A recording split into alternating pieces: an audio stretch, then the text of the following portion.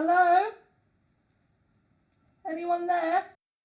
Welcome back to my channel, Reviews with Jules. But if you are new here, make sure to click that subscribe button. Today, I'm going to be reviewing Netflix's The Sinner, Season 3. So, let's hop into it. The Sinner is a drama and there are 8 episodes of around 45 minutes in length. There are now 3 seasons and all 3 are available on Netflix. This season follows Jamie, who commits 2 crimes of murder, one against his best friend who he lets die in a car crash, and the other just a random psychic at a party that he went to. Now in this season you see Harry and Jamie get really close together, and more so than Harry has got involved in his cases before. Jamie, the main protagonist in this season of The Sinner, has an odd relationship with an old best friend called Nick. Now we see some flashbacks to their life when they met at college, and the boys' friendship is quite an odd one because they sort of believe in this sort of fate and that they should stare death in the face in order to feel more alive. But fast forward to the current time period and Nick comes to visit Jamie because Jamie asked him to, because he is bored of his life. He has this beautiful wife with a newborn baby on the way. He's a really good teacher at a school, and yet he still has that empty feeling that he needs to fill. Then there is a car crash involving Nick and Jamie, and we see Jamie just sort of let Nick die because he didn't want to do something, which is later revealed to be kill a random woman. I was really disappointed by this series and I was so looking forward to it because I loved season 1 and 2.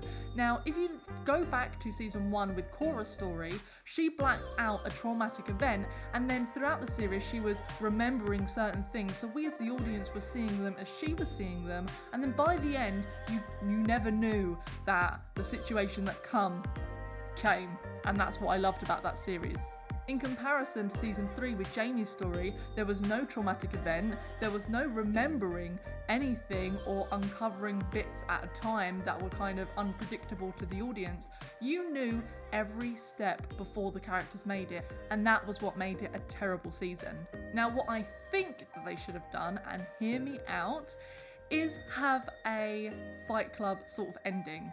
To have Nick be a figment of Jamie's imagination, and it was sort of Jamie who was a bit schizophrenic trying to tell him to do this different stuff, or Jamie recalling it to be Nick telling him what to do when actually it was the other way around, and maybe Jamie could have been the enforcer on Nick. Because I think just having that different ending or that twisted ending would have really been in keeping with the sort of theme that happens within The Sinner. However, it was just a predictable ending, and so predictable that I literally just thought if they do this one thing for the ending, and I won't spoil it, but I was just like, if they do this one thing at the end, it will make it the worst season of 2020 so far. And was I wrong? No. I actually put a poll out on my Instagram to say if it was disappointing or if people didn't think it was disappointing, and do you know what the majority was? A disappointing. Harry was just completely out of character for me in this season, and I think that was also what let it down because he's the only thing that is actually keeping some sort of fluidity between all of the seasons, and so you're watching it because you want to see what Harry does, how he solves the murders. Disappointing, disappointing, disappointing. If we talk a bit about Jamie's character, I thought he was alright. He wasn't a particularly interesting character, there wasn't anything particularly diverse about him.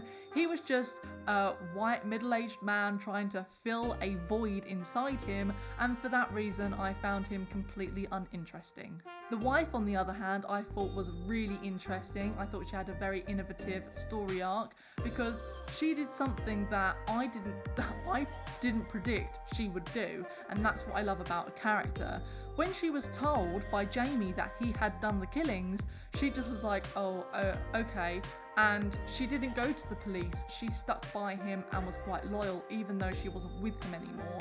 So I really felt that she was quite connected to him, but she was also trying to be a strong independent woman as well as raising her kid, knowing that the father is a killer. A really disappointing season from The Sinner, and a highly predictable one at that, which is why I gave it a generous 2 Jules. I would love to hear your thoughts in the comments below if you agree with me and thought the series was highly predictable and disappointing, or if you actually really enjoyed the season. I'd love to hear why. And in the meantime, you can check out these reviews right over here. See you later.